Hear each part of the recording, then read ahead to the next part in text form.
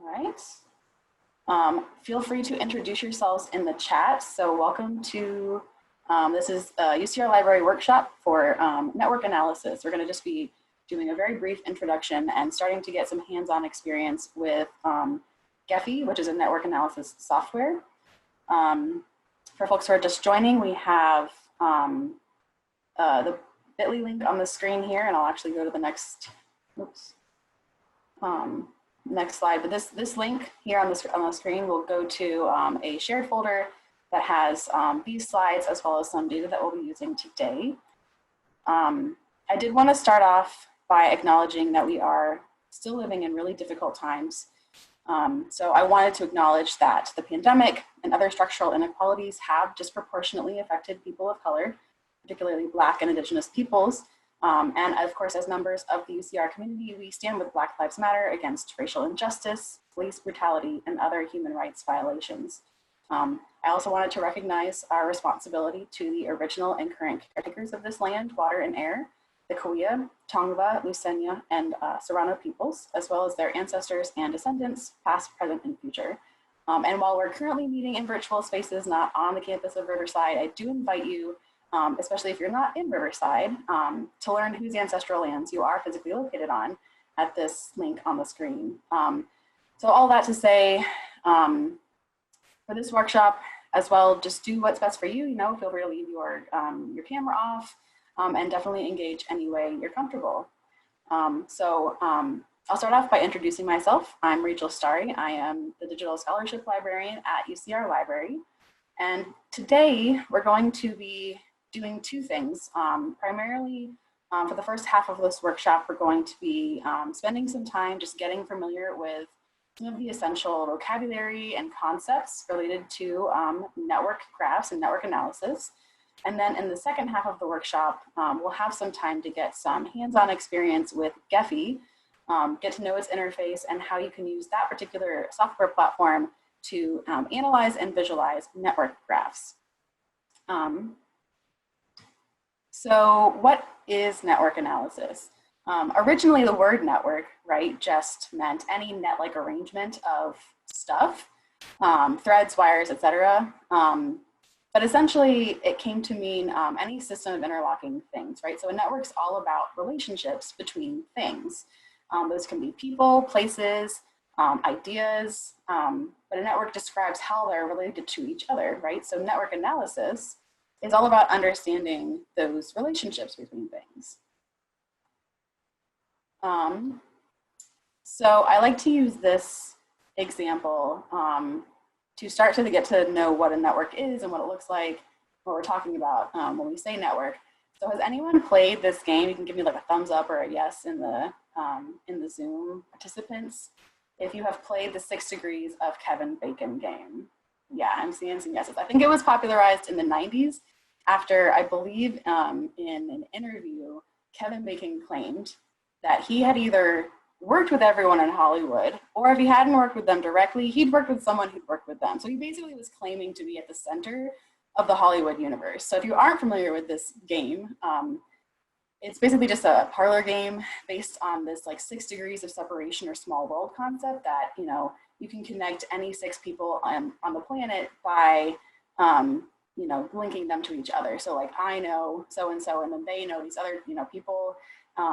But anyways, it's a game. So the whole point of this is that you can connect Kevin Bacon or any idea, person, node, whatever, to other people. So in this game, you would say Kevin Bacon, he wasn't ever in a movie directly with Sam Jackson, I don't think.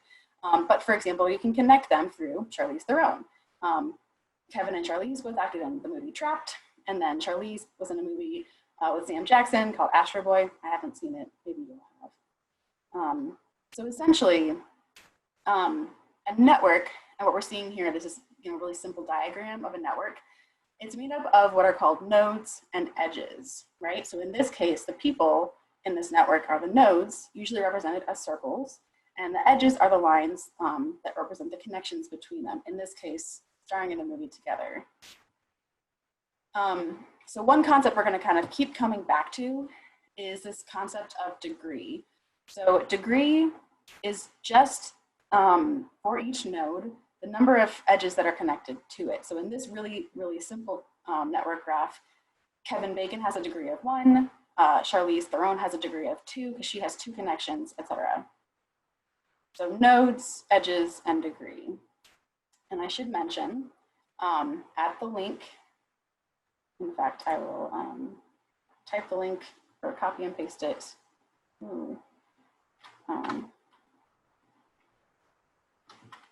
In chat. I think it's UCR Networks 2020.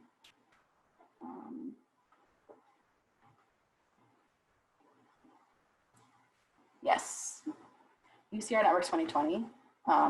You will be able to find a handout that has these terms as well as others that we'll be kind of looking at today. So different vocabulary around network analysis. So like this idea of, Hollywood actors having a Bacon number, there are many different ways to calculate the importance of nodes and to kind of quantify the really complex relationships between nodes in a network. And that is kind of the foundation of network analysis. So I wanted to provide some of these examples of how network analysis is used in different fields. And if you all want, you can share the discipline or field that you are in the chat to get a sense of how you might be interested in using network analysis. Some common use cases include you can use network analysis to study complex species interactions in ecosystems, or something like the flow of water between different environments. It's used really commonly to study social networks and the spread of disease. It's used in library and information science for something called citation analysis. It's commonly used to study social media analytics in everything from anthropology and social work to the tech industry and advertising. That's really funny. My background is also in Roman archaeology. So networks pop up in communication and infrastructure networks. They pop up as well in the humanities for historical or fictional relationships between people, in literature or historical documents, and in many other different fields. So physics, linguistics, computer science, and more. So a little bit of network analysis familiarity can go a long way.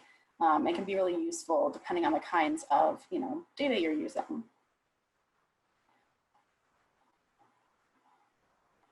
Microbiomes. Okay, cool.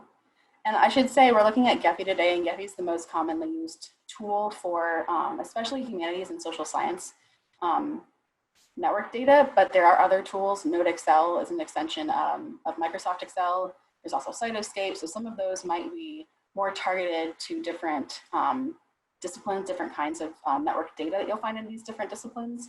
So it's worth knowing, but essentially what we'll cover today will get you started if you're new to this and just kind of curious what you could use network analysis for in your different fields. So it is a really big topic. Of course, there's, within the world of mathematics, there's net graph theory, and this can get really deep. But for today, and kind of just to get our feet wet, this is an introductory workshop. I wanted to kind of raise some of the most commonly asked questions that we can think of when we're talking about network data, as well as 3 methods that we can use to kind of quantitatively analyze a network.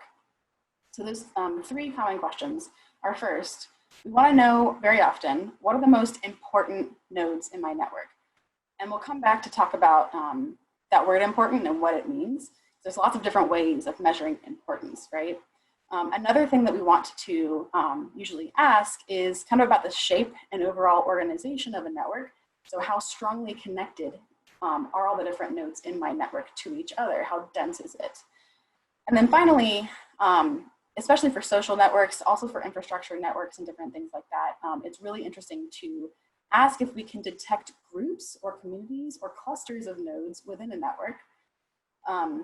And we'll get into how you actually calculate that in a bit. So there's 3 kind of common methods that we're going to look at today for kind of addressing these questions. So we can ask, what are the most important nodes in my network by calculating something called network centrality. We'll get centrality scores for all the different nodes. to kind of get at the shape and overall connectedness of a network, we can investigate network density. And then network modularity is just the fancy way of saying, are there different clusters or communities of nodes in my network? Those are called modularity classes. So we'll start off by looking at network centrality. If you all have questions as we go along, please feel free to throw those in the chat as well. And I will address them as they come up, or we'll have some time at the end for questions about these different things. And then we'll actually see how all these different calculations and statistics can be run within Gephi. And we can also look at visually organizing and investigating a network graph through visualizations in Gephi. So we'll spend a lot of time on network centrality. This is one of the most important scores. It's what's going to help us understand the things in our network, as well as their relationships. So network centrality, again, asking the question, what are the most important nodes in my network? Again, what does important mean? That feels very squishy. And I feel like, you know, for different kinds of networks, we're talking about different kinds of things and different relationships between them. Important can mean totally different things, right? So for example, if in a social network, we might want to know which person has the most followers, or most friends, right? So they might have a high degree if they are at the center of their network, if they're important in their network in the sense that they have, you know, a large amount of direct influence over other people, right? On the other hand, if you're studying a supply chain or a transportation network, or even something like a power grid, a highly connected node might indicate a spot in the network where targeted efficiency improvements would have the greatest impact, right? So if you find out that one post office is the busiest post office, hiring more employees there would have greater efficiency benefits than hiring one at a super peripheral post office. Or on the other hand, where interruptions to the network, right, or like shutting down a power station that's particularly well connected could cause the most damage to the network.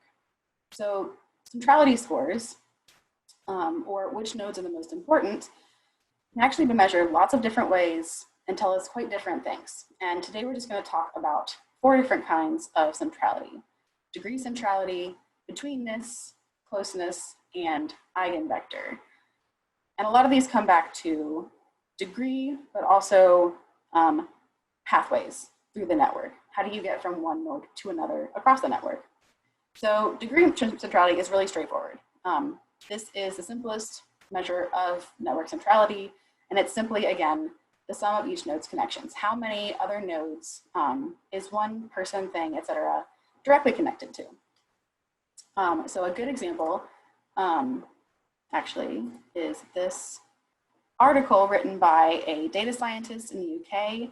I think back before the most recent trilogy in the Star Wars franchise came out, she decided to create a network looking at all 6 of the first Star Wars movies. So she made, this is an aggregate social network for all the characters in all 6 movies combined together. But she also created individual networks. And most importantly, she specifies how she defined connections in this particular network, right? So she took the scripts for the screenplays and she connected the characters if they speak in the same scene. And of course, you could probably create different networks for film or for, you know, novels and plays and all different kinds of things, depending on how you define a connection, right? So she has individual networks for these different films. And so she wants to ask this question of these films: who is the most important character in each film? Because very famously, George Lucas said that Star Wars is the story of the tragedy of Darth Vader. It starts when he's 9 and it ends when he's dead. So in theory, right, Anakin or Darth Vader is the most important character in these movies. But in terms of plot and other things, it turns out that's not actually true, right? And that's kind of something we could intuitively know if you've seen the movies. But she wanted to kind of take this network analysis approach to show how we can use these different kinds of centrality measurements and other scores to investigate the relationships between characters in these films. So she actually compares 2 different centrality scores, degree and betweenness, which we'll look at next. But very briefly, just to kind of illustrate what degree centrality tells us, is, just straight degree, how many connections do these different characters have in terms of like being in scenes where they speak with other characters. So Anakin is actually pretty high for the prequels in terms of degree. And then Luke, I think, comes in first in terms of degree. He's the most directly well-connected in the original trilogy. So degree centrality is, it's kind of a blunt tool. It's really useful in really complete social networks. It's good at kind of like finding right away individuals or nodes in the network that could hold the most information because they are the most directly connected to other nodes. But there's a lot of cases where you won't want to use degree centrality or as your primary way of analyzing your network. It's especially poor when you have an ego network, and that's just a network that's organized around a single individual, right? So if you take your social network from Facebook or Twitter or whatever, and it's just you and all your friends, you are obviously going to be the most important person in that network. You're going to be the most central in terms of degree. So that's not really a useful thing. That doesn't tell you anything you didn't already know. It's also not ideal for social networks derived from literature. And I have here that film is slightly different, and we saw how it was just used in film. But generally, if you're using something kind of a simple, straightforward statistic like degree centrality for characters, I mean, the main characters in a story are going to be the ones that, statistically appear with more people and have higher degrees. So the degree centrality and like frequency of character occurrence are almost always exactly correlated. Film can operate slightly differently if you have scenes where they're operating from different people's perspectives and things like that. So it's a little more complicated. I'm sure like film theorists and critics would probably disagree, but and maybe folks who are in English might also disagree. Totally fine, but this is just like a broad generalization and kind of caveats for each of these different centrality measurements when you might want to use them and when you might not want to use them or use them alone. Other kind of important pieces of information to kind of have in mind. So degree centrality can be combined with other factors when we have what are called weighted graphs or directed graphs. So a weighted graph on the left here is when the edges that connect nodes have weight. They have some kind of value assigned to them, indicating the strength of the connection. So if you imagine that this weighted graph represented like people who have co-authored publications with each other, then A and B have co-authored 4 things versus B and E have only co-authored 1 publication together. So that connection's less strong than the others. So you can assign weight to edges. You can also assign direction to edges. So in this case, you'll see the little arrows, and it's also a weighted graph on the right, so it's directed and weighted. The arrows indicate, right, the direction of the edge. So this might be like letters written to and from different people in some kind of historical network, or even air travel, right, from between different cities. So in that case, you can combine edge weight with degree to get weighted degree, and you can combine edge direction with degree so that you have an end degree. How many connections do we have that are pointing towards a node versus out degree? How many connections are pointing, or edges are pointing away from a node? So those are 2 different scores. Okay, so that's degree centrality. Again, if you have questions at any point, for degree centrality, how does direction relate to positive or negative connections?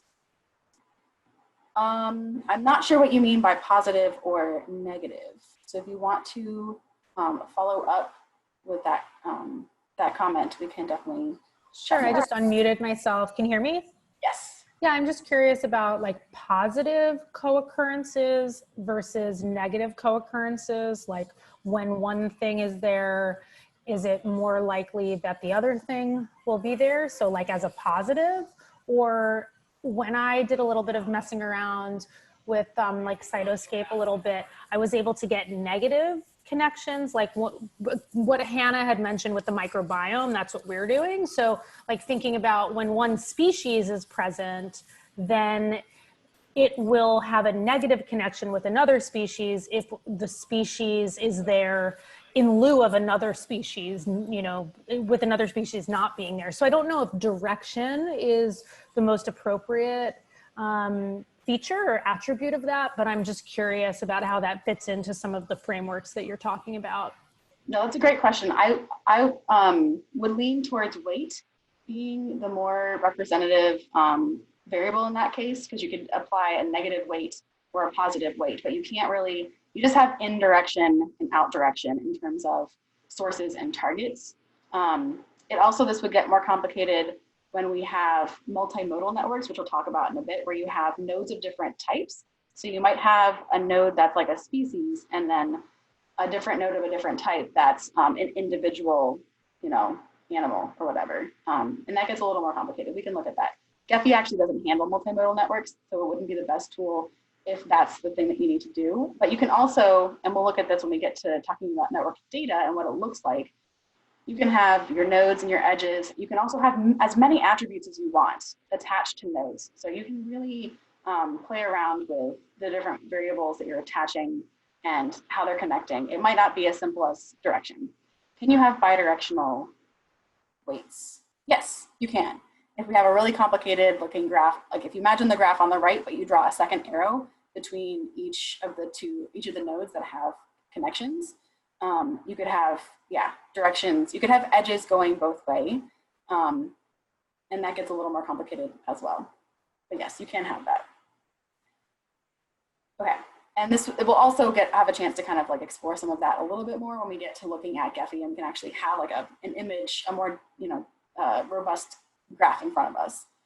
But to just kind of keep going with some of the different centrality scores, betweenness and closeness are going to be different than degree, and actually eigenvector is going to be related back to degree. But betweenness and closeness are more about the paths across the network than they are about simply how connected is one node to other nodes. So betweenness centrality is, actually if I go back, betweenness centrality is about how many shortest paths across the network lead through each node. So it is a good measurement of nodes in the network that are going to be connectors, important for holding a network together. And so I have another Star Wars example for this one. We can actually look at this other Star Wars example because she also looked at betweenness here. But once the episode 7 came out, Evelina also created a post and a network for this.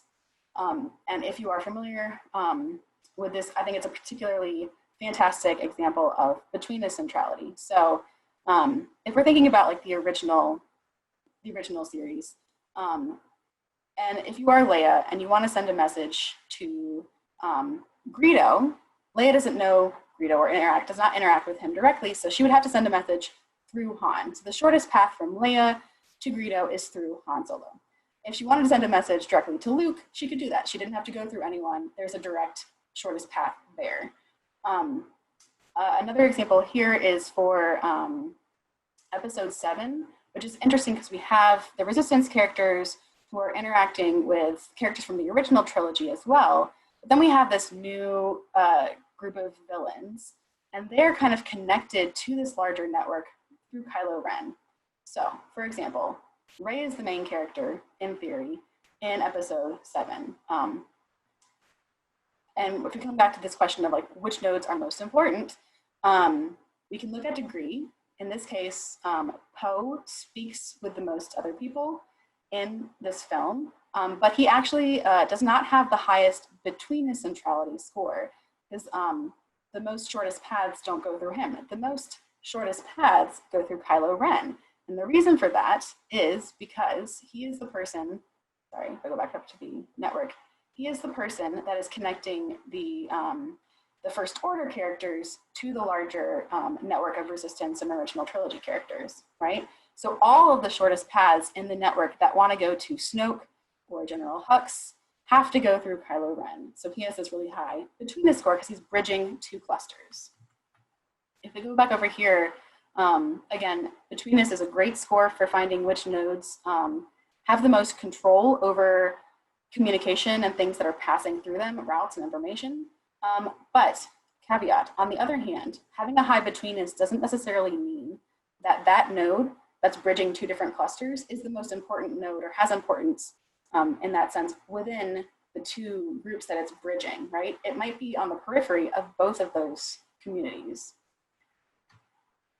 Closeness centrality is also related to shortest paths, but instead of caring about how many shortest paths go through a node, we want to investigate what is the average length between a given node and all the other nodes in the network. So how close is a node to every other node in the network? So the average length of all the shortest paths between one node and all the other nodes in a network. So this is a great centrality score for finding a central distribution point in a delivery or transport network. In a social network, it's great to find broadcasters who can quickly get the word out. They might not have a high degree, they might have a high number of direct connections to everyone around them, but they are closer to everyone else in the network. They have the best closeness score. And in fact, with degree and betweenness centrality, when you want to find, the person with the highest score, it really is that it's the higher number. But with closeness, you actually want to have a low number, right? So a low closeness score is going to be a better score because that means you have shorter hops from you or any given node to all the other nodes. And a great example of this is airline routes. So if we're talking about something like getting flights from one city to another using just one carrier's available routes, certain cities, for example, Buffalo, where I used to live, if we show all the destinations from Buffalo, you can only get a direct flight from Buffalo to 5 other cities, right? So it's going to have a pretty high, that is not good, closeness score because it's actually pretty far from all of the other, cities that Delta flights go to. On the other hand, if you want to get a flight out of LAX, you can fly direct from LA to dozens, actually 82 other cities. So LA is going to have a really good, that is low closeness score because it's going to be really close. You're going to take fewer hops to get from LA to a lot of other places than a smaller airport like Buffalo. Another example is actually Kevin Bacon again. So if we come back to the question of how good a center of the universe, the Hollywood, universe of actors and actresses is Kevin Bacon, we can actually investigate that. And I kind of love this website, The Oracle of Bacon, and I encourage you to explore it on your own.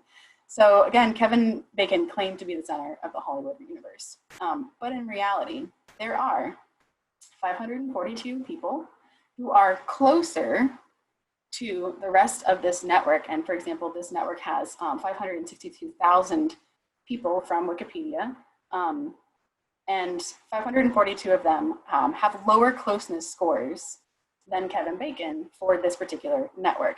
Does anyone want to guess who the current center of the Hollywood universe is?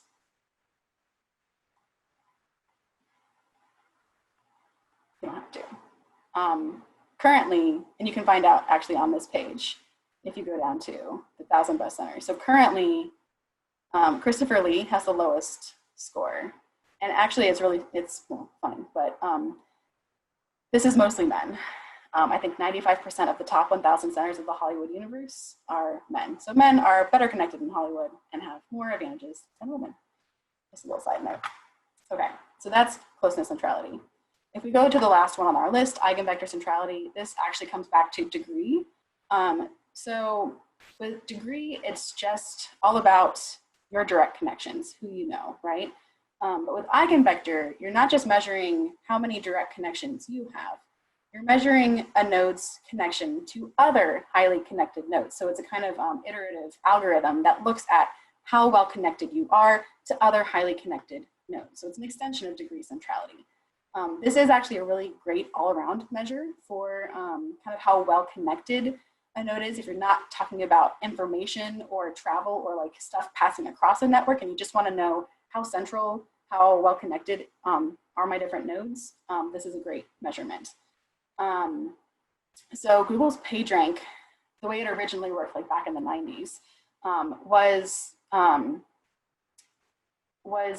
kind of, is a good example of this, because the way that it worked was it would rank pages more highly if they were linked from other pages, but not just that, not just linked from other pages, but linked from other pages that were themselves highly linked, which is a rough quality of proxy, or a rough proxy for quality on the internet, right?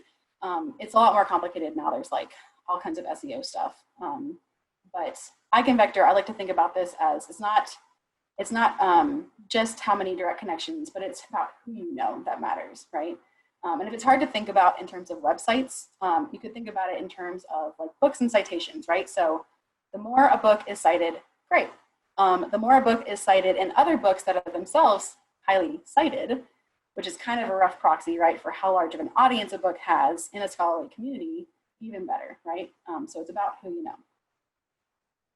Okay, so that was all centrality, and we'll look at how that all kind of works in a bit. And then these other two, I only have a couple of slides for. So we'll breeze through these and then we can get to other things.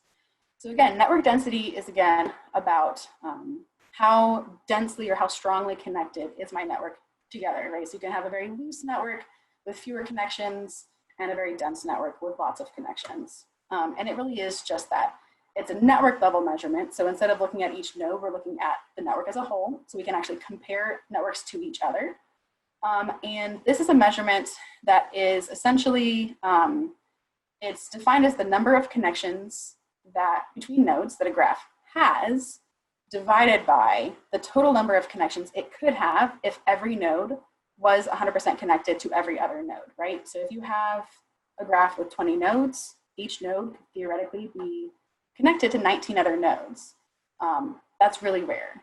So a density of like 5% would indicate you have about 1 out of 19 possible connections. I think that math is right. Someone who's better at math can totally correct me if that's wrong. So basically it's kind of like a percentage, right? So a super dense graph is gonna be, have a higher percentage of potential connections that actually exist than a loosely connected graph. So I like to think of this as a dense network is like a small town or a family reunion. Everybody knows everybody else. On the other hand, a loose network with a smaller, network density score, it's kind of like everyone riding the public bus, right? You might have folks who are riding the same route and they know each other and they know the driver, but the proportion of people who know each other on a public bus is going to be a lot lower than at a family reunion, right? Where theoretically, you know a lot of people. Yes. So density is the number of actual, the number of actual connections, just straight up the count of edges, divided by the total number of edges that could exist. So given each number of nodes, right, if you have 20 nodes, each node could be connected to 19 other nodes. So it's just a percentage score. It's actually not a percentage, it's just a fraction, but I like to think of it as a percentage.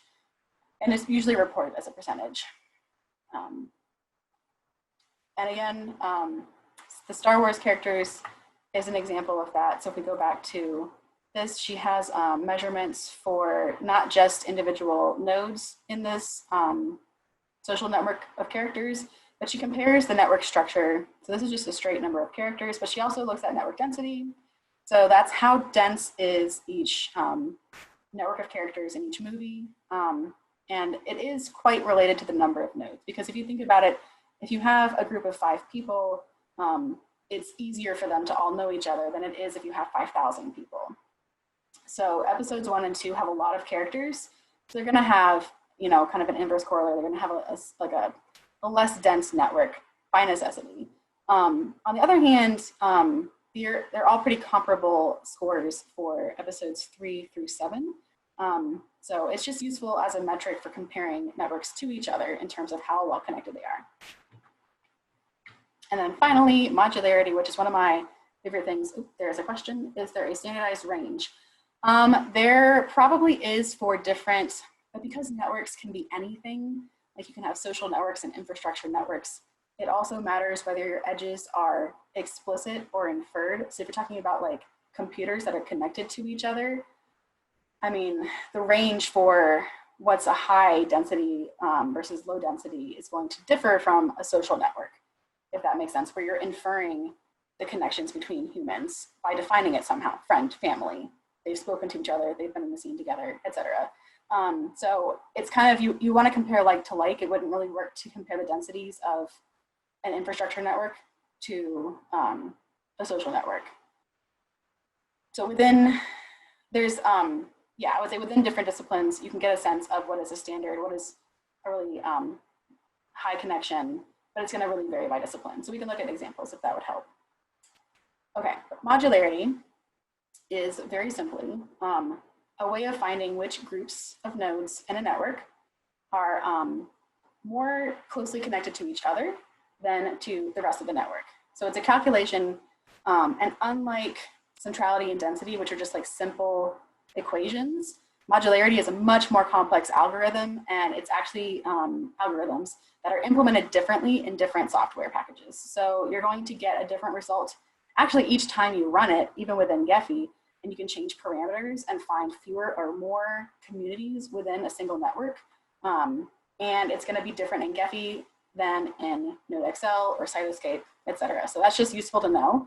So it's always important to kind of track the parameters that you use when you run a modularity algorithm, and say, you know, I ran it this many times or whatever. But essentially, it's not as simple, right, as counting the number of edges or anything. It is done by creating a random graph with the same number of nodes as your graph or network, and comparing where the edges fall within the random graph versus your graph, right? So when you're running this, it will look at the comparison of the number of edges that fall within groups in your graph versus what you would expect if it was a super totally random network. So that's what helps us detect communities, especially in like social networks. Yeah, calculating modularity will divide your graph or your network into multiple modularity classes. And that can be really interesting to see. So an example of this is, or the example I have to show for this is from tweets around the hashtag, is this it? No. I just want the image.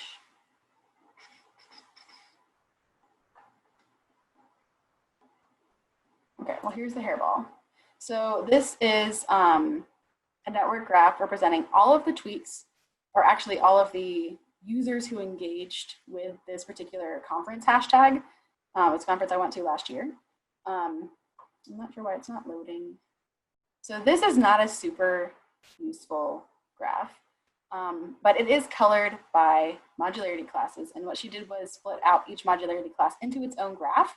So we could see who are the communities of people who are tweeting, you know, to each other, about particular topics, you know, of conversation, about particular presentations, etc. So the nodes are sized by how many times they tweeted, I think just the number of tweets. And they are, again, colored by modularity class. So if we scroll down to some of the, and again, this kind of gets into the interpretation of this. It might be obvious what a modularity class represents, but it also might not be obvious. So some of them are just centering on different people. Some of them were on particular topics. So this is the class that I'm in, actually. This is all of the conference organizers. There are people who are kind of connected by overlapping different social networks, things like that. Really interesting, it pulled out certain groups of people. So this is like the Canadian cohort. So we have like folks from Guelph and folks from Ottawa. It found the Duke crew. So we have different Duke engaged people and accounts. And then this was what I believe around one particular presentation or talk at the conference. So that's what modularity classes look like. And big caveat with this though, they don't work well with weighted graphs. And that is, you can have like asymmetrical relationships when you have weight between different nodes, right? So if you're talking about like a Twitter network where one person can follow 100 people, but be followed by 10,000 people, that's not going to be as well understood by the modularity algorithms in most software packages. PageRank is going to be probably a better way of investigating really strongly asymmetrical relationships. And additionally, in directed graphs, right, the direction of an edge matters a lot in calculating how a node is connected to the rest of the network, right? That complicates the calculation of modularity. And it's generally a bad idea to run modularity on a directed graph. Okay. Other questions before we move into what Gephi is and what network data looks like?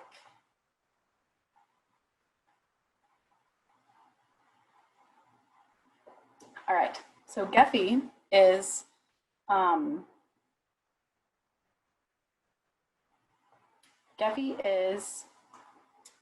open, they call themselves the Open Graphics platform. It is free and open source, and I like to use it for a couple of different reasons. It has a really robust user community, so lots of people are using this in different disciplines and different fields, and are kind of sharing things online and sharing their problems and kind of contributing to the development of this platform. It also has lots of plugins that extend its functionality. Some of those plugins are also open source, but they all have different licenses, so it's important to just kind of like pay attention when you're adding plugins. But importantly, it has all of the built-in calculations that you would need to investigate networks in any of the ways that we already discussed today. So it can calculate centrality, density, modularity, and more with just one click of a button. And it's also fairly easy to get your data into and out of Gephi. And that is not true for all other platforms. So I wanted to call attention to that. And you can find Gephi if you haven't already downloaded it to play with it at gephi.org. So before we actually turn to look at Gephi, I wanted to very briefly talk about what does network data look like? Because you'll find network data in a lot of different kind of file formats. You'll find graphs in different file formats. I haven't really been able to find like rhyme or reason to the kinds of graph file formats that different disciplines use, things like that. There's just kind of general common practices, and again, it comes back to the software that folks are using. So if folks are using Gephi, that's GraphML. That's the file format specifically for Gephi. You'll also find different XML formats for storing network data. But if you are trying to take just simple spreadsheet data and turn it into a network graph, Gephi needs two things for you to do that, or from you. It needs a list of the nodes in your network, and it needs a list of the edges that connect the nodes. And so within the nodes list, you'll absolutely have to have two columns. And then as I was saying earlier, you can have lots of other attributes that describe your nodes, but Gephi's gonna look specifically for a name column. And your name column, which is just a list of the objects, can be totally identical to the ID column. But the reason that it asks for you to have both is that, on the off chance that your names are not all unique values, ID needs to be a list of unique values. If your names are all unique, you can just have the same column twice. Edge lists require, again, two columns, but then you can have additional descriptors of edges like weight and direction. But you absolutely have to have two columns, one for the source nodes and one for the target. And in an undirected graph, it doesn't really matter which is source and which is target, right? But if you tell Gephi that you have a directed graph, then you're going to have the direction from the source to the target. Again, one limitation that's useful to know about is that Gephi cannot handle multimodal networks, which is a network that has nodes of more than one different type. So for example, in this, someone actually made the network graph for the 6 Degrees of Kevin Bacon game, where you have green nodes that are people and then yellow nodes that are the movies. So this is a multimodal graph, and Gephi just can't handle those. And then to come back again to what I kind of alluded to earlier, it's also really useful to identify whether the edges in your network are explicit or if they are inferred. And again, what I mean by that is explicit edges are things like edges that actually exist, roads between two cities, airline routes, like wires connecting computers. On the other hand, when you have a network that you are creating yourself or you are describing yourself, where the edges are inferred, that makes it even more important for you to document how you decided when an edge exists. So Evelina, in her Star Wars example, said, I drew an edge when two characters spoke in the same scene together, and that is how this network was created. But she also had a caveat that she drew a line between Rey and Luke for her episode 7, because they're in a scene together. They don't speak, but it's a really important connection. So she wanted to like mention that. So it's just, again, really important to kind of document your decisions when you are creating your own networks. Okay. Let's go ahead and take a couple minutes break. And again, yes, if you have additional questions, definitely go within the chat. We'll just break for 2 minutes if folks need to kind of, get a drink of water or get Gephi loaded up. I know it can be really difficult in this virtual workshop format to actually have, Gephi slides up or to have my screen shared as I'm like demonstrating things up. So we might make this more of a demo. I'll, try and keep an eye on chat and everything. And like we can, if there's time at the end after I kind of demonstrate basic Gephi functionality, we can just do a little more active playing with stuff where you guys can like test things out and ask questions. I'm going to pause the recording while we take a quick break. Try not to stop. Okay. So now we're going to turn to look at Gephi. I have 3 files in here. So there's kind of 2 different ways of creating graph visualizations in Gephi. You can import an existing file that's already in a network graph format, like GraphML, GML, GEXF. There's a bunch of different file formats. And actually, I have some links in this slide deck, again, at that link, to different places to find data sets. So if you're looking for, if you just want to play around with different data sets, I believe, I don't think I have a link to where I got this dolphin relationship file, but I can share that in the follow-up email. So there's 2 different ways to create graph files or graph visualizations in Gephi. You can bring in a graph that's already in graph format, or you can create your own graph by, again, having those node and edge lists. So that's what we have here in this folder. We have an edge list and a nodes list for characters in Les Miserables. And this graph file, which is dolphin relationships. It is a weighted undirected graph for lots of dolphins in Florida. So we'll look at that. Okay, so if you all have grabbed those things, or you can have them for future reference, I'm actually going to go ahead and close out of this slideshow, and I'm going to open up Gephi. So,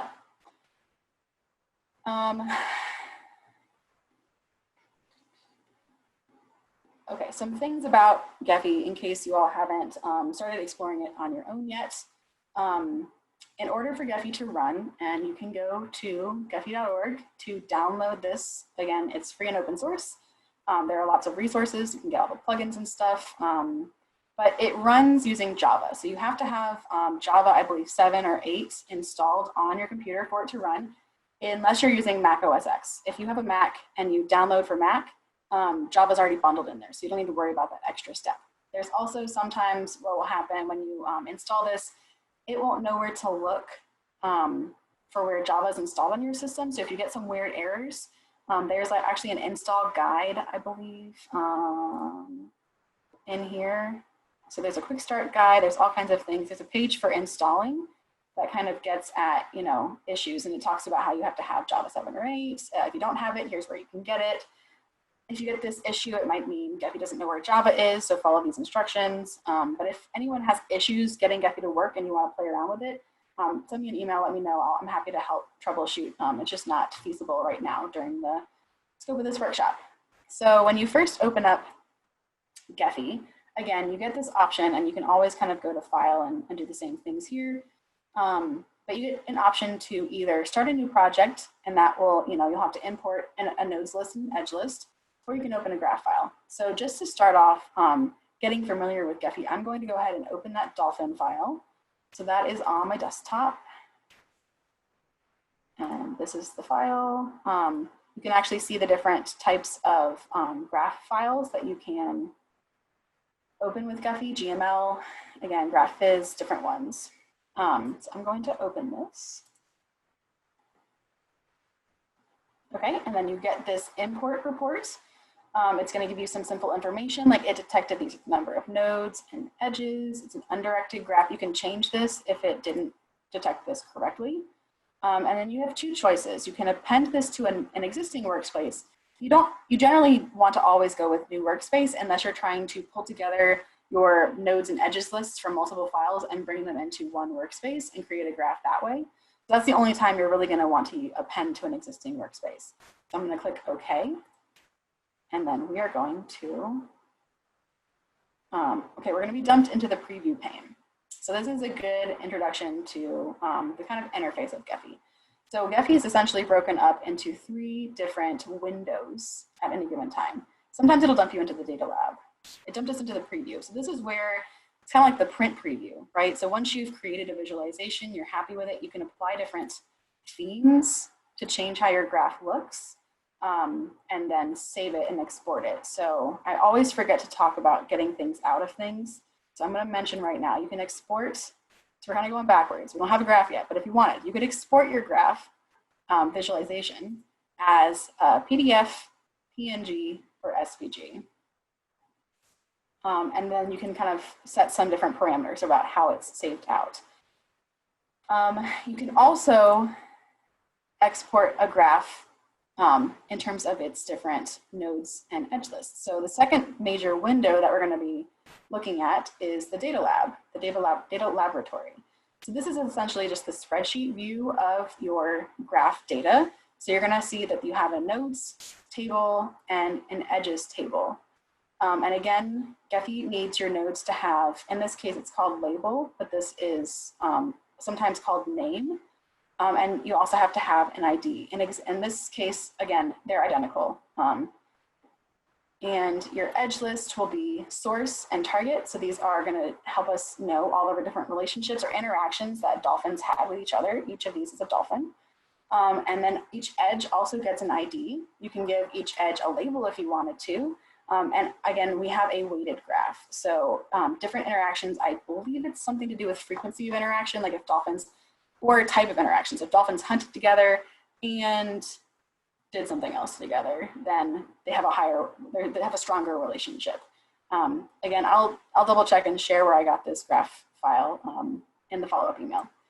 So this is the data lab. You can do some data manipulation in here. I'm kind of on the fence about this. I prefer to do my data manipulation if I need to like clean stuff up, move things around, right? Like kind of clean up any messiness. I prefer to do that in another program called OpenRefine, but you can do it here. It's useful to know that you can do some data manipulation. You can move stuff around, create duplicates. You know, you have some flexibility in terms of data manipulation right here in Gephi. You can bring in spreadsheets, nodes, and edges lists. You can also get your stuff back out. And this is super useful after we've done a bunch of calculations and stuff. This spreadsheet will grow and grow and grow as we compute more statistics and things. So we'll get all the different centrality measurements for our different nodes, and then our graph data is going to be much more rich. And then we can kind of save that out, again, if we wanted to, in CSV format. That's the data lab. We'll pretty much move back and forth between that and the overview. Overview is where we're going to visualize our graph. And right now, it is hideous. So this is the default random layout for our graph of dolphin interactions. It is pretty useless, but essentially, and we'll learn, how to make this better and more useful. So that's what we'll spend the next, half an hour doing. Okay, but to introduce the different panes that we have in our overview window, over here on the left, we have the appearance pane, and this is where we're going to change the color, size, label color, and label size for our nodes and edges, and we'll get into that in a bit.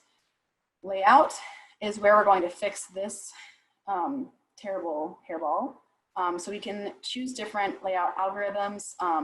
Some of these you will have if you've already, if you've just opened up Gephi and you have it on your own computer. Some of these you can get from plugins. So if you wanted to add additional layouts that are not listed here, you can go up to Tools and then Plugins. And if you look, this will tell you all the plugins that you have installed. Many of them are just going to be, basic to Gephi. You can also look at things you don't have.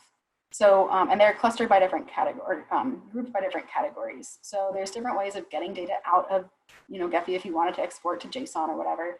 But what's really useful are these layouts.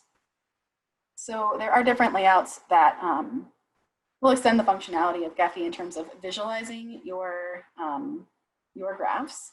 So I've already installed some plugins for different layouts like circular and geo layout. And we'll look at what the different layouts are and how we run those in a second. This main window here is how you interact with your graph. So you can, and I should say, I highly recommend using an external mouse. Gephi is really, really finicky if you're trying to do it on a laptop trackpad. It's just really hard to interact with this with a laptop trackpad unless you have like a really nice one. Also because the mouse wheel is the default way of scrolling in and out. You'll do a lot of scrolling in and out here to kind of like visualize different parts of the network. You can click your right mouse button and drag to move around to kind of pan, I guess. And you can change these different mouse cursors over here to either be dragging. So this one will let us like click a node and move it around. Or we can just direct select a node. So if you have direct select enabled and you right click on a node, you'll be able to select it in the data lab. And that's really useful for when we want to kind of investigate, oh, that node is, really central to that particular cluster. I wonder which dolphin that is. We can hop back over to data lab and it will be highlighted. So that's the dolphin I just clicked on for the node. This looks really complicated, but it can be really overwhelming, but you can also just kind of ignore a lot of this until you figure out what they all do. If you ever lose your graph, which I promise will happen, say you like lose your graph and you're like, I don't know where it is. You can always recenter on your graph with this little magnifying glass here. That'll just recenter right on the graph. You can turn on and off labels with this big T button here. You can customize how your labels appear if you click this little arrow here. You can change, how your labels appear. So there's all kinds of customization options. We won't get into all of them. We'll look at some of them as we just play around with Gephi. And then finally, over here, you'll see filters and statistics. So filters, we're not going to really look at today. That's if you want to drill down on just a subset of your graph. So you can use filters to kind of do what I had shown earlier about creating smaller graphs for each modularity class within a larger network. So you could use filters to do that. We're not going to mess with that. Statistics, though, this is where we're going to do all of those calculations on network centrality and density and modularity. That's all over here in the statistics pane. Okay. So let's go ahead and start by looking at the layouts, because what we have right now is it's really terrible. So the way this works is there are different layouts that are essentially algorithms you can run to reconfigure where the nodes and edges are displayed. So the default algorithm that was created, I believe, for Gephi or by the Gephi development team is Force Atlas 2. There is information on the Gephi website about, with like links to, like journal articles and stuff with the kind of mathematical details about these different algorithms. If you need to, cite those or go into deeper,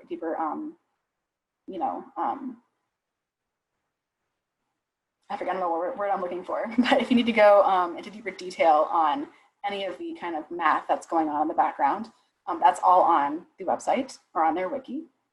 So Force Atlas 2 is a good starting place. This is pretty good for handling large networks. It will spatialize our nodes to enhance readability. I think that's how it describes itself. It will basically bring together nodes that are highly connected and space apart unconnected nodes. And I'm not going to change any of the default options. I'm just going to click run so you can see what happens. So some of these are algorithms that will kind of keep running until you tell them to stop. So it's kind of settled. So I'm going to hit stop. So this is what we have now. We can see that we have this kind of central network here. And then we have a small cluster here. But basically we have one, and again, if I have the hand dragging tool equipped, I can move this around. So we'll see that we have one node here that is connecting this larger network to two kind of smaller clusters. And in fact, we have a second gatekeeper dolphin over here to this cluster. So immediately we've got more information about what's going on with this network.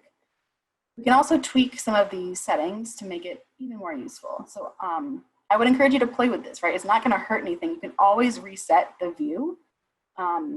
And another thing I should mention, there's no undo button in Gephi. So if you make a change, it's, you're just gonna have to like reset or,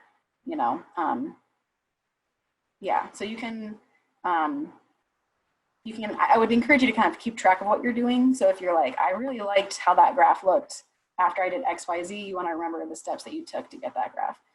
But before you get there, definitely play around with these. Two things I like to do with Force Atlas in particular is to prevent overlap, because right now this is all like a big jumble of nonsense that we can't really see. So we can prevent overlap. We can also scale up a little bit. So it's really densely displayed right now. We can turn up the scaling so things are spaced apart a little bit more. So let's go ahead and turn the scaling up to, let's just say 8 and see what effect that has. And we'll hit run again and then stop. So now our graph is a little easier to see.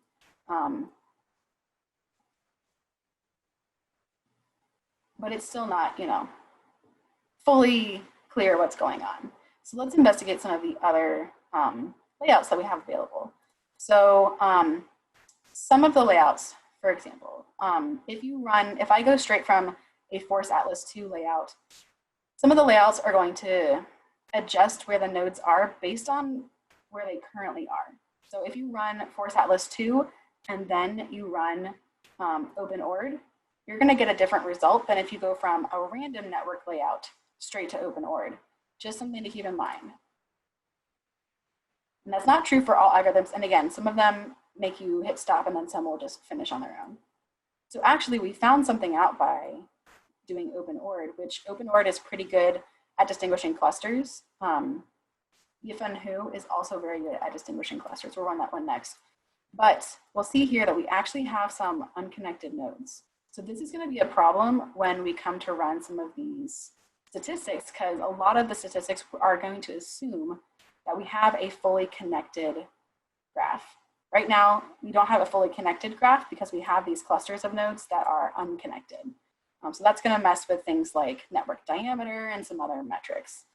So we can actually, what we can do if we want to remove that problem right away, now that we've noticed it, we can right click on this. We can delete it right from this overview. We can also, if we wanted to go to the data lab, so I'm going to go ahead and delete this node because I know it's going to mess with my metrics. So I'm basically, and this is the thing, I would write this down as part of my process. I have deleted a node, and in fact, it's probably better to go and find out which node it is first before I delete it, and then make a note. So I removed this dolphin because it's going to complicate. I only want to look at the connected nodes. Let's go ahead and do it. Okay, I'm going to leave these because it's going to be a good illustration of something else down the road.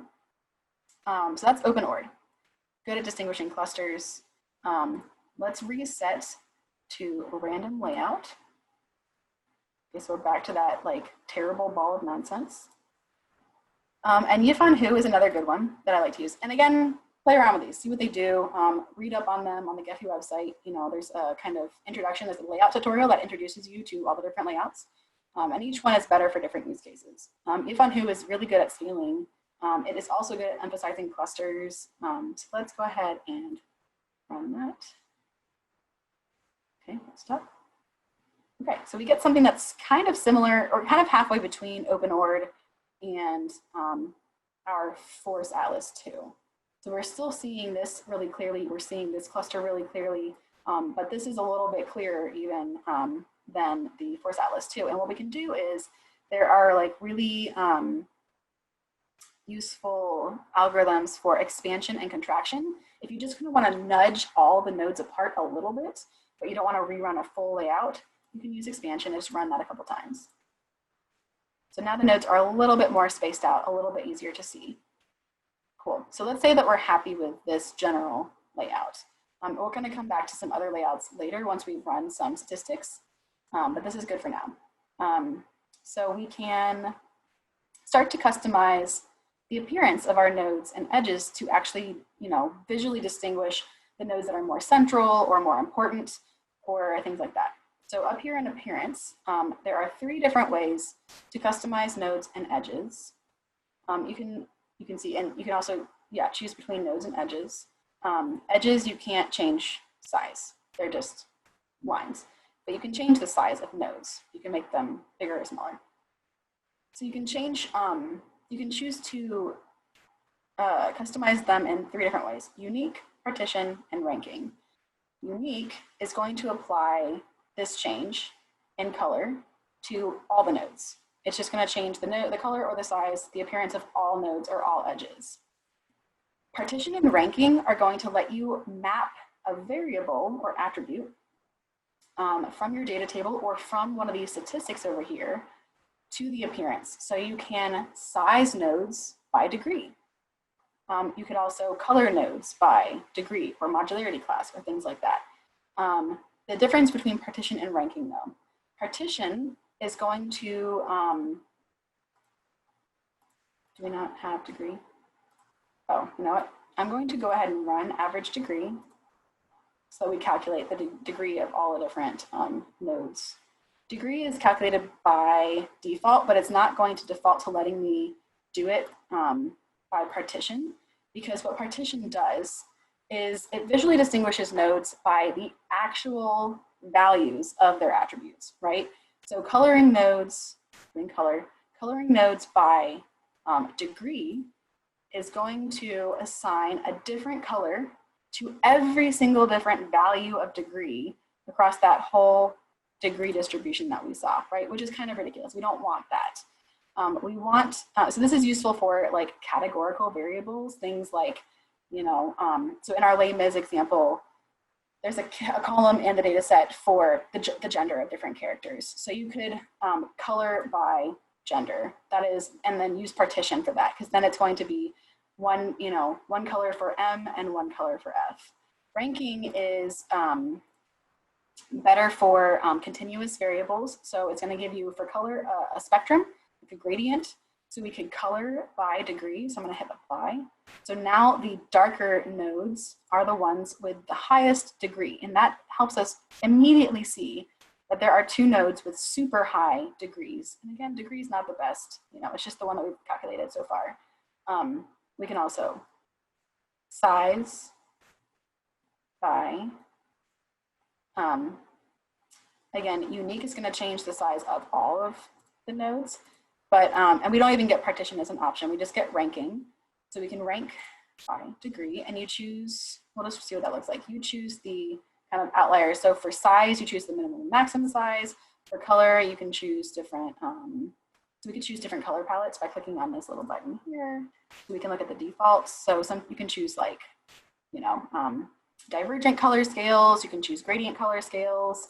You can just kind of play with it. You can move that mid-range around to kind of visually distinguish different things. I will say not all these color palettes that are in here as default are colorblind accessible, so just be careful about color palettes that you use. So that's really simply how you change the appearance of nodes and edges. Any questions? Let's see. Do the final visualizations depend on the order of the customizations you've done, or does each method start from scratch? So they're cumulative. So I changed the color of these nodes. I also changed the size of the nodes. If I added, additional details, if I change the size again, it's going to overwrite the size. So in that sense, it's like a linear development of your visualization. But you can also, in the preview pane, now that we have a graph, you can create kind of themes to change the appearance at the very last stage. So I could apply this, I can make edges curved. I could apply label text with a certain font. So there are kind of different places where you can customize. But it generally, yes, it depends on the order that you do things in, because the most recent change you make will override, if I change, so if we go ahead and run some more of these statistics, I'm going to run, because this is a weighted graph, remember I said that you can combine degree with edge weight to get weighted degree. So we'll go ahead and calculate that. We'll get a little report here. So we can see our average weighted degree is 30 versus 22 for average degree. So now we can change this to be colored by degree to weighted degree. So that's going to overwrite the last change that I made. So now if I hit apply, it's all green, if that makes sense. Okay, so let's go ahead and run some more of these. So network diameter, that is where all of the shortest path stuff is going to show up. So if we click run on this, we'll be able to get betweenness centrality, closeness centrality, and eccentricity. So like network diameter and network radius are essentially like the longest, shortest paths across your network. And I believe the shortest paths, don't quote me on the radius. I always get confused about what the radius is, but the diameter is essentially the longest, shortest path across your network. So we can hit OK. Actually, so this is a bug. This is actually a really important bug to know about. No matter whether or not you check this box, Gephi is going to normalize the centralities for closeness centrality between 1 and 0.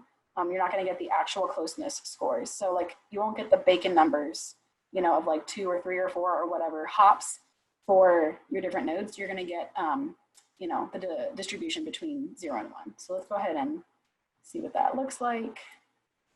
So we have a network diameter of 6, average path length across. So this is the average number of hops it takes to get from any one node to any other node. And again, we have this weird betweenness centrality outlier up here. And yeah, spoiler alert, that's those 5 dolphins that are like chilling out there by themselves. We'll also see closeness over here. There's a group of dolphins over here that have a closeness centrality score of 1. They're infinitely close, essentially, to everyone that they know. And that is because all 5 of those dolphins have interacted with all 5 of the other dolphins, like they've interacted with each other, but they're not connected to the larger network. So that's a problem. That's going to throw off our closeness centrality distributions. It's actually unwittingly thrown off all of these calculations as well. We'll have to rerun these after we remove that small cluster. But I wanted to include it for now, just to show you, when you see outliers like this, it's worth going and checking, like, why does that have such a weird score? It might be because those nodes are unconnected or something like that. We get some other values here as well. So actually, yes, now that we've calculated this, we can go back to the data lab and notice all the additional columns. We have all this additional information about the degree and weighted degree and all these different scores for our graph. Actually, let me just go ahead and calculate. We'll run density. Okay. And we won't run modularity yet because we want to get rid of those outlier dolphins. Okay, so we know that we have those weird dolphins with the closeness centrality score of 1. So we can go in here and we can sort just by clicking on the header. So here are those, we can shift and click to select all of them. These are the dolphins that have kind of infinite closeness and infinitely good betweenness. They are all equally between and close to each other in their tiny little pod. So if I right click here, so remember when we were on the overview, we could right click and say select in data lab. We can do the same thing from here. Inside of the data lab, we can click select on overview. And now when we go back to overview, the nodes I told it to select, why are they so pale? Oh no. Is this the color I applied? Oh, you know what? It's because I have them selected. But it's this little, no, it shouldn't be that guy. It should be these guys. No. Okay, I have made this too pale that I cannot see.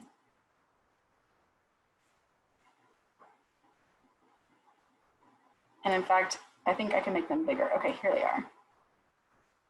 So these are the dolphins that we want to delete. My whole point was, let's delete them so we can rerun all of our metrics on just the connected portion of our network. Okay, so now those dolphins are gone. We can go back over here. We can see they are gone. And now we can rerun. So our average degree when we had an unconnected graph was 22. So let's see if it changes. It changes a little bit. Yeah.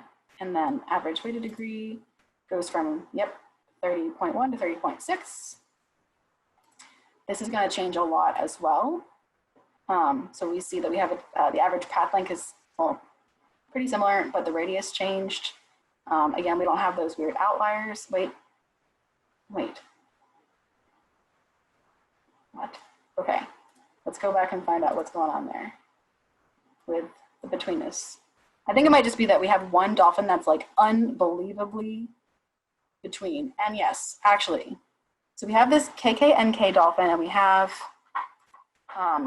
SRSM. These two dolphins are have really high betweenness centrality scores.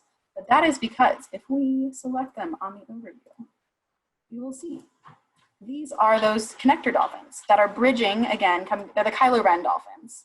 They're the ones connecting the kind of unconnected clusters to the rest of the network graph. So this dolphin here and this dolphin here have really high betweenness centrality scores. Cool. I'm just gonna unselect that. Okay. Questions? Oh, modularity. So now that we have a fully connected graph, I'm going to run modularity to show what this looks like. So again, as I said, this is a more complicated algorithm. It's not just a simple statistic.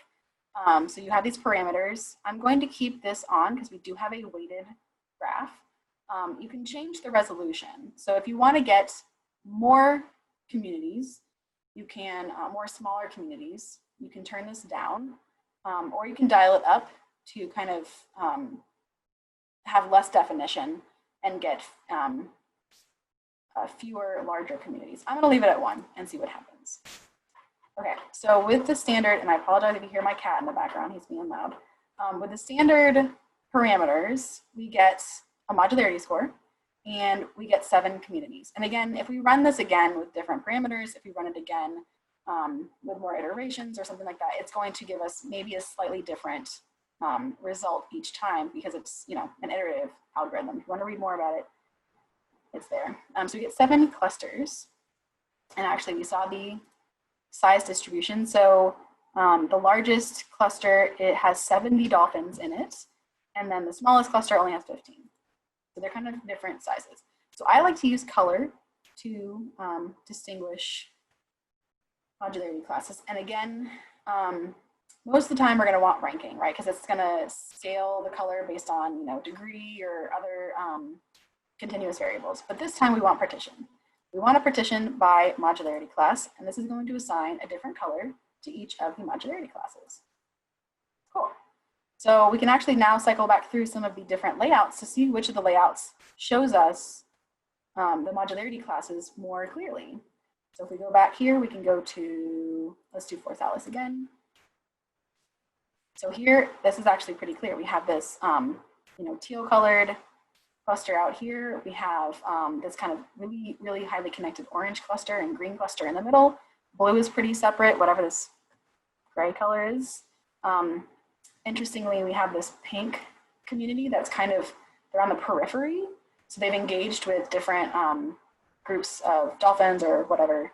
Again, I don't study dolphins, so I'm not really sure what this network of like species interaction is telling us, but just in terms of what the graph is showing us, these are the different modularity classes. So 2 of the layouts that I like a lot for kind of emphasizing modularity classes of communities or they're useful for different things. One of them is called circular layout. This one you have to get from a plugin. So when you run this, you get to choose how, so if I just run it by default, it's gonna look like a rubber band ball, kind of useless. But if you want, you can order the nodes and select the node location by different things. So by default, they're ordering by node ID. So it's gonna be, if I turn on labels, we're gonna see that it's alphabetical, right? So it's just ordering by their name, not super useful. We can order by modularity class.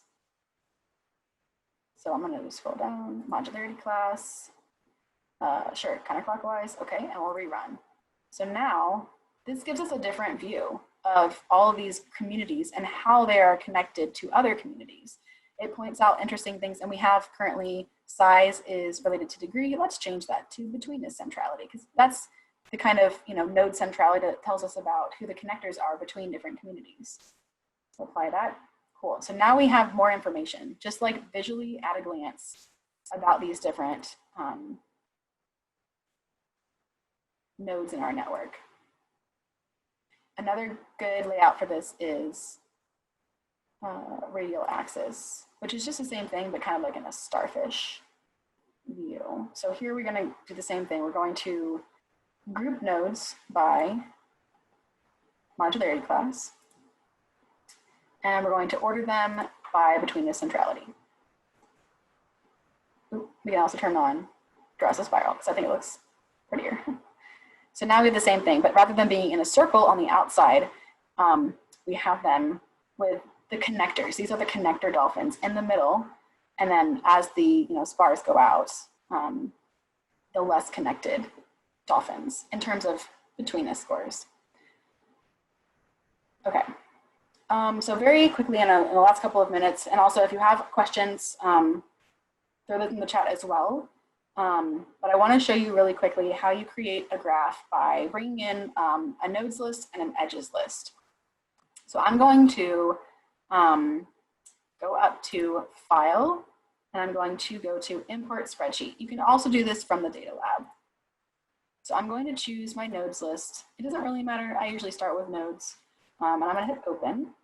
We're going to get a box that asks us about options for importing from a CSV.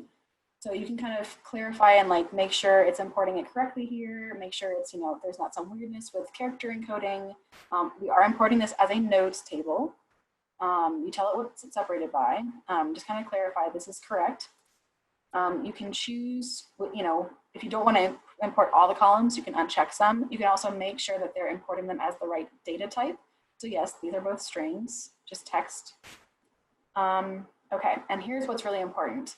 Since I have a workspace open right now, if I choose append this to the existing workspace, things are going to get real complicated because it's going to try and link Leibniz characters to my dolphins, and I don't want that.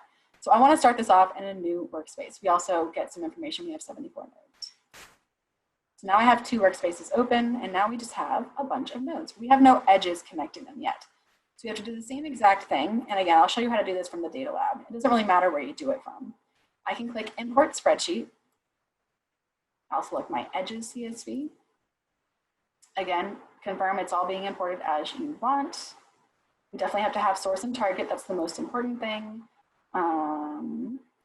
And then here's the most important thing now. So now that we have our nodes in a workspace, this is when we want to click Append to Existing Workspace. So this is going to combine the nodes and edges. And now, if we go to Overview, we have a graph created from scratch from 2 spreadsheets. And we can do the same thing we did before, run an expansion, right? We can run some statistics on it. I don't think they're weighted. Was it weighted? Yeah, no, it's not. Let's do modularity. Cool. Any last minute questions? I don't want to keep you all too long over our scheduled time, but I'm happy to stick around and kind of keep demoing or answering questions if you have them. I'm also available by email if you all want to follow up, or if you have a particular network you're playing with, or if you want me to do a consultation. You know, how do you generate the nodes CSV files? Do you mean like from your pre-existing spreadsheet tabular data, or how do you get nodes files out of Gephi from your raw data? That's a great question. Actually, let's go back over to my slides over here. So I have a resource here on this slide, tutorials and resources for data preparation for Gephi. And this is for really small humanities data. The process might be a little different if you're dealing with really big data. We have a digital scholarship meetup this Friday at noon. I can share, I can find and share, after I stop the recording, I'll find and share the link to that event. We're actually going to be looking at OpenRefine. If you're not familiar with OpenRefine, it's a really powerful tool for kind of mass transforming data. It works really well on big data. But this is a good resource here for the process of, if you just have tabular data, how do I go from, you know, lists of things to create a nodes sheet and an edges sheet? So this is a good starting point. It might not be the most helpful for all kinds of data. So again, if this is something that would be helpful to cover in another event, or you know, feel free to follow up with me. I'm happy to chat further about it. You could also look up Node Excel. It's a plugin for Excel that makes this process a little bit easier. So you can use that to create nodes and edges lists from tabular data.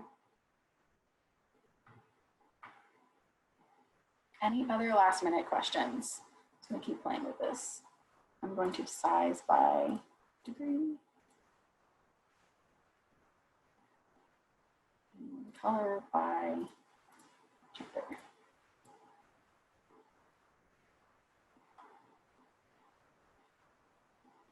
All right. If there are no other questions, I will stop the recording. Thank you all for coming.